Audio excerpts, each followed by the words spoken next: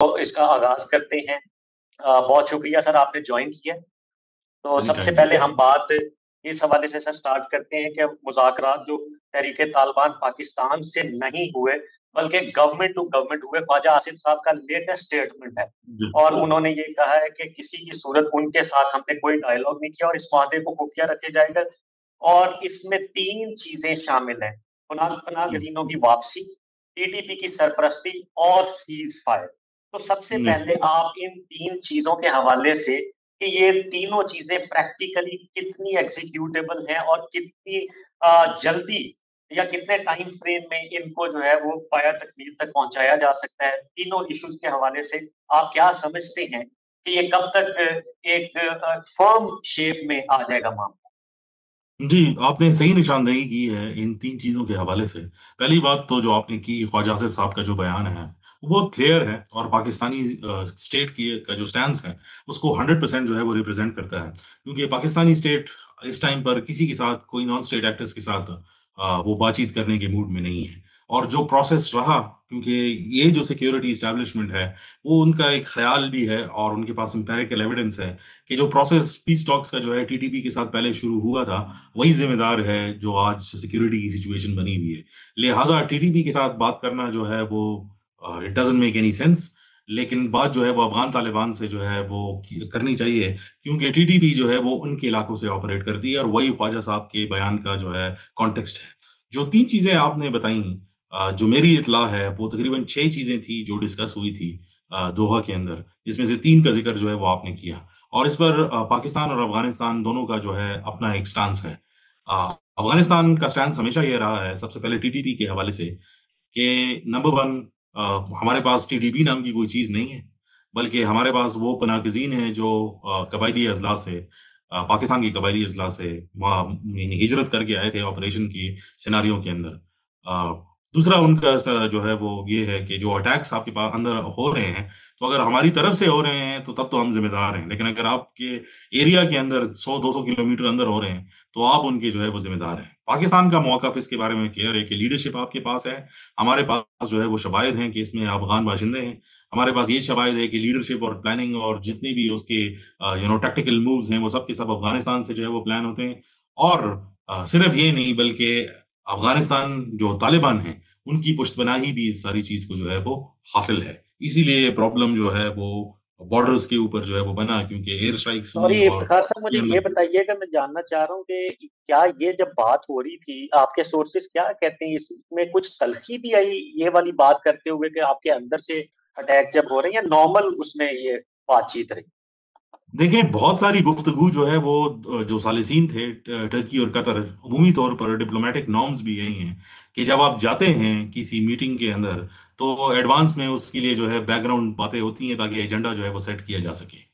तो बात जो आप करते हैं इस किस्म के इश्यूज के ऊपर, तो वो आप सालिसीन के ईमा पर जो है वो करते हैं। तो जो तल्ख बातें थी वो सालिसीन ने सुनी होंगी और दोनों साइड से जो है बैठकर जो है उन्होंने पहुंचाई होगी कि उन्होंने ये कहा, उन्होंने ये कहा। और फिर जब एक कंसेंसस उन्होंने देखा कि कंसेंसस किस चीज पे जो है वो हो सकता है, तो कंसेंसस जो है वो एक ही चीज के हवाले से जो है वो हुआ था। वो ये है कि सीज फायर को एक्सटेंड करना चाहिए, और जो बाकी बातें हैं जिसमें इंटरनेशनल जो बॉर्डर है, टीडीपी है, पनागजीन की वापसी है, क्योंकि अफगानिस्तान की तरफ से ये डिमांड थी कि आप इनको टन्स के हिसाब से वापस जो है वो भेज रहे हैं, तो कोई ऐसा तरीकाकार जो है वो इख्तियार करें ताकि हमारे साथ कोऑर्डिनेटेड मैकेनिज्म के थ्रू ये आए। बल्कि ये भी उसमें एक डिमांड सामने आई कि आप स्पेशल पासेस जो है वो इशू करें वीजा की जगह, ताकि ये आए और जाएं। यू नो बिल्कुल सही। अब पाकिस्तान का मौकफ बहुत क्लियर है कि रेगुलेटेड वीजा के बगैर कोई आएगा जाएगा नहीं, और जो वो बिल्कुल हैं सही है। उनको वापस जो है वो भेजा जाएगा। अच्छा सर, ये बताइएगा कि तीसरी अफगानिस्तान। बात जो आपने की जी है जी जी उसका जी जवाब भी बता दूं कि जो बॉर्डर के हवाले से, जी जी। क्योंकि अफगानिस्तान की रिलायंस जो है वो ग्राउंड बॉर्डर्स पर है। तो एक तो उन्होंने पासिस के हवाले से बात की, क्योंकि पाकिस्तान ने अब ये लाजिम करार दिया है कि जो टीआईएफ फॉर्म है या वीजा है, वो बॉर्डर पर जिसके पास नहीं होगा तो वो नहीं आ सकता, अफगान कार्गो नहीं आ सकती, वो डंप करेंगे डंपिंग यार्ड में बॉर्डर पर, फिर पाकिस्तानी गाड़ी उसको उठा के जो है वो लेकर आएगी, उनको इजाजत नहीं है। लिहाजा उन्होंने ये बात जो है फरमाइश की कि बॉर्डर्स खोल लें, क्योंकि बॉर्डर्स के ऊपर सिर्फ और सिर्फ जो है वो हमारे फायदा जो है वो नहीं है, या ट्रांजिट ट्रेड का फायदा नहीं है। कि हम जो है सेंट्रल एशिया को एक्सेस कर सके। अफगानिस्तान की पूरी ऑलमोस्ट 67% इकोनॉमी, जिसमें खाने पीने की जो चीजें हैं वो सब के सब पाकिस्तान के ऊपर डिपेंडेंट हैं, क्योंकि बंदर अब्बास इस टाइम पर ऑपरेटिव है। चाबहार के ऊपर तो जो अफगानिस्तान की जो बातें थी वो सब की सब जो है अमेरिका के सैंक्शंस की वजह से वो बंद हो गई। तो लिहाजा यही ग्राउंड जो है बनता हुआ नजर आ रहा है कि आप ये खोल लें। अब वो पाकिस्तान के पास ये लीवरेज है कि जब तक वो बाकी बातें ना माने तब तक जो है बॉर्डर्स जो है वो बंद रहेंगे। और आज सुबह से भी आपने, बल्कि कल रात से कोई चहमगोइयां हुई और अफगान तालिबान के तर्जुमान ने जो है ये ट्वीट भी किया कि 48 घंटों के बाद जो है वो खुल जाएगा, लेकिन नहीं खुला। और जो मेरी इतलात हैं आज, जो इंस्ट्रक्शंस थी वो ये थी कि जब तक टर्की के अंदर कोई वाजे कंसेंसस नहीं नजर आता और हमारे इश्यूज को एड्रेस जो है वो नहीं किया जाता, there is no opening of the border. बिल्कुल सही। अच्छा, ये बताइएगा कि क्या अफगानिस्तान भी पाकिस्तान का पानी रोक सकता है? ये बड़ी अहम इस टाइम जो है बात चल रही है कि जी इसकी पॉसिबिलिटी हो सकती है या नहीं। बिल्कुल है। और ये पानी के हवाले से मैं शुरू से कहता हुआ आ रहा हूं कि दो इश्यूज थी अ, जो प्रॉब्लमेटिक थी, जो जॉइंट डिक्लेरेशन जयशंकर और मुत्तकी के हवाले से थी। जो उन्होंने जॉइंट डिक्लेरेशन जी थी जी। उसमें दो बड़े इश्यूज थे। एक ये था कि यू नो ये बॉर्डर के हवाले से कि बिल्कुल। हम जॉइंट जो है वो मैकेनिज्म वो करेंगे। और मुत्तकी साहब ने उनको कहा कि इंडिया को मतलूब कोई शख्स जो है वो अफगानिस्तान के अंदर नहीं है, बल्कि हमने उनका सफाया कर दिया। हमें पाकिस्तान को उन्होंने कोई ऐसी गारंटी नहीं दी। लेकिन दूसरी जो उन्होंने बात की कि वाटर कंजर्वेशन के लिए इंडिया जो है वो किरदार अदा करेगा। अब जो काबुल डैम है, काबुल रिवर है, उसके ऊपर जो बैराज पहले भी इंडिया बनाना चाहता था अशरफ गनी के टेन्योर में, उसके लिए उन्होंने हैवी फंडिंग की थी। जिसकी वजह से बाद में जब तालिबान की हुकूमत आ गई, या बीच में पाकिस्तान ने उसके ऊपर बहुत डिप्लोमेटिक एफर्ट्स किए थे, तो वो फंडिंग भी जो है वो गई और वो रुक गया वो प्रोसेस। अब जो बात की जा रही है उसको रोकने के लिए, तो ये एक स्ट्रेटेजिक मूव है। क्योंकि इंडिया जो है वो यही चाहता है कि इंडस वाटर भी पाकिस्तान पर रोक दिया जाए, और जो काबुल रिवर है जो डाउनस्ट्रीम है उसको के ऊपर जो है दोबारा ये बैराज जो है वो बनाए और इसको जो है वो रोक लें। तो ये एक सीरियस कंसर्न है।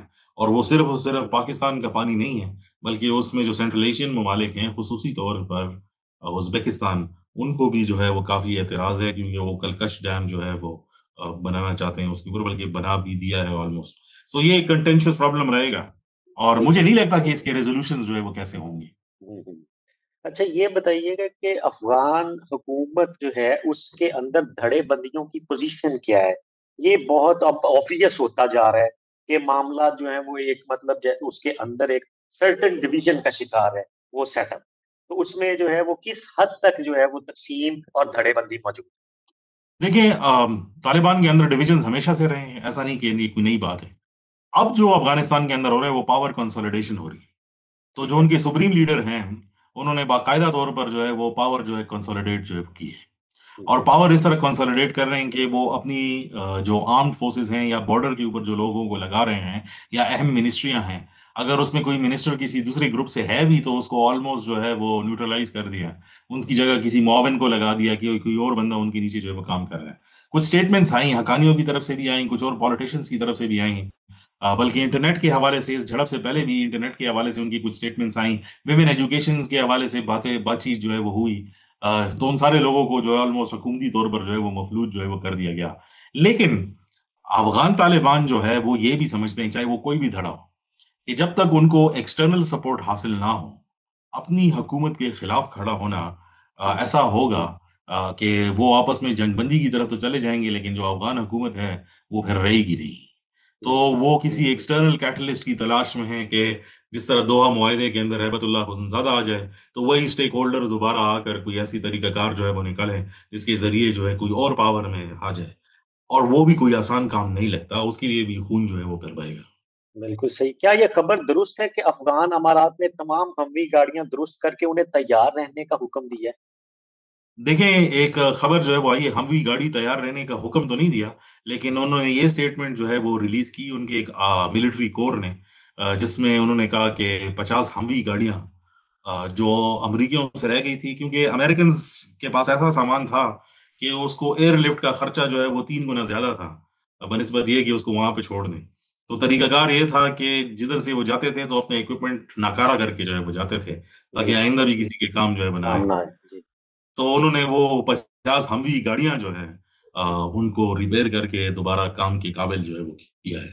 तो स्टेटमेंट उस हवाले से थी, ओके। जो मुल्ला ऑब्वियसली एक इशारा है कि अगर अब कोई जंग होगी तो हम इसको इस्तेमाल करेंगे। करेंगे, बिल्कुल सही। इंटरप्रिटेशन इसे कह सकते हैं कि यही बनती है, बिल्कुल सही है। स्ट्रैटेजिक मुल्ला मैसेजिंग है। अगर किसी ने अपने लिए तैयार की होती, मैंने और आपने अगर अपने लिए गाड़ी तैयार की होती तो हमें कोई स्टेटमेंट जारी करने की जरूरत नहीं थी।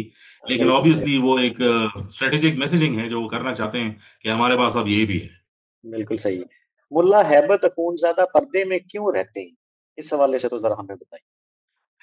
देखिए, ये तो जो उनकी एक पर्सनालिटी को कहते हैं, क्योंकि वो एक्सेसिबल नहीं है। और वो ये समझते हैं कि जितना आपकी पब्लिक लाइफ जो है वो एक्सेसिबल होगी उतना आपका रोब-दाब भी कम होगा। प्लस वो ना तो टीवी देखते हैं, ना कोई अखबार पढ़ते हैं। उनके इर्द-गिर्द जो है उनके शयूख हैं जिनकी तादाद तकरीबन 13 है। और वो कोई भी मसलहत या कोई भी हुकूमती डिसीजन उनको लेनी हो तो उनके मशवरे से जो है वो करते हैं। और रेडियो जो है वो सुनते हैं और उसी के बेसिस पर जो है वो बात करते हैं। लेकिन पब्लिक में आना उसकी दो तीन वजूहात हैं। वो नहीं आते। नंबर वन इज वो ये समझते हैं कि जो अक्सबंदी है इंसान की तस्वीर वगैरह निकालना, वो कतन जो है वो हराम है। लिहाजा किसी की उनकी तस्वीर वो नहीं चाहते। बल्कि अफगानिस्तान के तकरीबन कोई 22 जो है वो डिस्ट्रिक्ट्स के अंदर अब अफगान तालिबान ने जो है वो तस्वीरें लेना और जो है वीडियोस जो है वो नशर करना, वो सब के सब जो है वो बंद कर दिए। जिसमें टीवी चैनल्स भी कुछ डिस्ट्रिक्ट्स में जो है वो इसके जुमरे में जो है वो आए हुए हैं। दूसरा, वो ये समझते हैं कि उनकी सिक्योरिटी के लिए जो है वो ठीक नहीं है, क्योंकि अफगानिस्तान के अंदर बहुत सारे ऐसे एलिमेंट्स हैं जो चाहते हैं कि तालिबान के दरमियान में अगर डिवीजन जो है वो क्रिएट करना हो तो उसको ब्लैक स्वॉन इफेक्ट कहते हैं, कि अगर आप लीडरशिप को जो है वो टेक डाउन कर दें तो बाकी सब के सब जो है वो डिसिमिनेट जो है वो हो जाएंगे। और तीसरा उसका रीजन जो है वो ये है कि वो ये चाहते हैं कि उनकी पर्सनालिटी जो है वो उनके ऑर्डर्स के थ्रू नजर आए, बनस्बत ये है कि वो उनकी पर्सनल लाइफ के जरिए जो है वो नजर आए। बिल्कुल सही। अच्छा, कतर ने आपने नोटिस किया होगा कि पहले बॉर्डर का लफ्ज़ इस्तेमाल किया, उसके बाद उसे हटा दिया, तो कतर ने ये लफ्ज़ जो बॉर्डर का है, इसको क्यों बदला और इससे क्या फ़र्क पड़ेगा? देखिए, डिप्लोमेटिकली तो ऐसे पाकिस्तान को या इस नेगोशिएशंस को फर्क जो है वो नहीं पड़ता, अगर हम पाकिस्तान की जो है वो खुसूसी तौर पर बात करें। लेकिन ऐसा होना नहीं चाहिए था। और जितनी पाकिस्तानी हुकाम से हमने बात की तो उन्होंने इस पे कोई स्टेटमेंट देने से जो है वो कासिर रहे। वो कहते हैं कि दोस्त मुल्क हैं। और अगर उन्होंने ऐसे किया है तो एक मसलहत के तहत किया है, क्योंकि अफगानिस्तान को इस पे एतराज था। लिहाजा सीज फायर और सीज बंदी, ये फायर बंदी के हवाले से अगर कोई मीनिंगफुल निगोसिएशन जो है वो होने चाहिए थे तो वो उनकी बात को उनको टेबल पे का ये मुस्तकिल बिठाने के लिए उनकी बात उन्होंने जो है वो मानी है, जो टेक्निकली करनी नहीं चाहिए थी, लेकिन उन्होंने जो है वो की। लेकिन फिर हमने देखा कि सऊदी अरब ने स्टेटमेंट दी जिसमें उन्होंने क्लियरली जो है वो बॉर्डर का लफ्ज किया। प्लस जो एक्चुअल बातें हैं और मेरी नॉलेज के मुताबिक जो ये बॉर्डर लफ्ज के हवाले से जो गुफ्तगू है, ये भी जो है टर्की में होगी। बिल्कुल सही। अच्छा, ये हम जानना चाह रहे हैं कि अफ़गानिस्तान की सरज़मीन अब अगर पाकिस्तान के खिलाफ इस्तेमाल दोबारा से होती है, तो इसमें सालिसों से रिजू किया जाएगा या पाकिस्तान का कोई ऐसा प्लान है कि ज़ीरो टॉलरेंस के साथ दोबारा पाकिस्तान जो है वो एयर स्ट्राइक और इन मामलात की तरफ जाएगा? देखिए, दो चीजें इसमें मैं आपको बता दूं जो अभी तक सामने आई हैं और जो मैं समझता हूँ कि इम्पोर्टेंट भी है। एक तो मीटिंग के फौरन बाद जो अफगान तालिबान के सेंट्रल स्पोक्स पर्सन है जबीउल्लाह मुजाहिद, उन्होंने एक ट्वीट की जिसमें उन्होंने लिखा कि पाकिस्तान जो है वो कोई मिलिट्री टारगेट्स नहीं अचीव मार सकता अफगानिस्तान के अंदर, और ना सिविलियंस को मार सकता। लेकिन उन्होंने नॉन स्टेट एक्टर्स का जिक्र नहीं किया, बिल्कुल या सही। टीटीपी या किसी और चीज का जिक्र जो है वो नहीं किया। हुँ, लिहाजा ये जो है वो स्पेस क्रिएट कर देता है ये हुँ, स्टेटमेंट, कि अगर इंटेंशन पाकिस्तान के उनके पास कोई सामने है। एक्टिव इंटेलिजेंस है हुँ, जिसमें वो ये समझता है कि ये बंदा मोस्ट वांटेड है और अफगानिस्तान की सरजमीन पर है, तो वो उसको जो है इजाजत है, लाइक वो कर सकते हैं। लेकिन उसमें कोई सिविलियन नहीं मारा जाना चाहिए और ना ही कोई जो है उसमें मिलिट्री का बंदा जो है वो मारा जाना चाहिए। दूसरी बात जो मैं करना चाहता था इस हवाले से वो ये थी कि जो इस टाइम पर सिचुएशन जो नजर आती है अफगानिस्तान के अंदर, उसमें एक क्लैरिटी जो है वो इस बात की वो तो इस्तांबुल के बाद ही जो है वो नजर आएगी कि ये सिचुएशन जो है वो जाती किस तरफ है और आइदर ये लॉन्ग स्टैंडिंग है कि नहीं है। लेकिन मेरे अपने मैं सॉरी, तजुर्बे ये के मैं ये इसी हवाले से ही आपसे जानना चाह रहा था कि मुआहदे के हवाले से सबसे बड़ा खदशा आपको ज़ाती तौर पे क्या है? आपके खदशात क्या हैं? मुझे नहीं लगता अगर कि अफगान तालिबान जो है वो टीटीपी के खिलाफ जो है कोई एक्शन लेंगे। मुझे पर्सनली ये नहीं लगता, क्योंकि टीटीपी के खिलाफ एक्शन लेना ऐसा है जैसे वो अपने खिलाफ जो है वो एक्शन ले रहे हैं।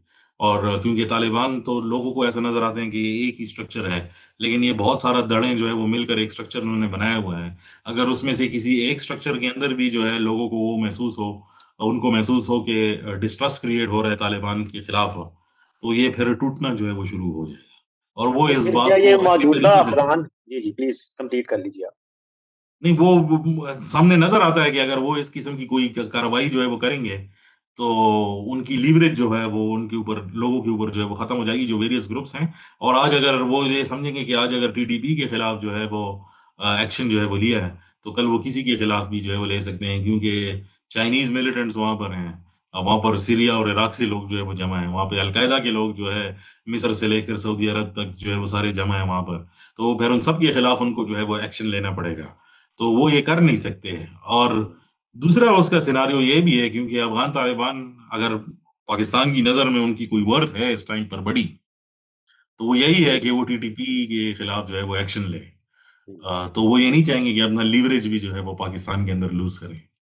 बिल्कुल, ये बड़ा आपने एक हकीकत पसंदाना तबसरा इससे किया है, जो सुन के तो हमारी तो जो उम्मीद थी वो तो काफी हद तक दम ही तोड़ गई है। लेकिन रियलिटी चेक आपने दिया है बहुत अहम। अब इस हवाले से मुझे ये बताइएगा कि अगर पाकिस्तान अपनी टारगेटेड कार्रवाइयां जारी रखेगा इन फ्यूचर, हालात अगर उसे इस तरफ ले जाते हैं, तो अफगान गवर्नमेंट इसका बोझ किस हद तक उठा सकेगी?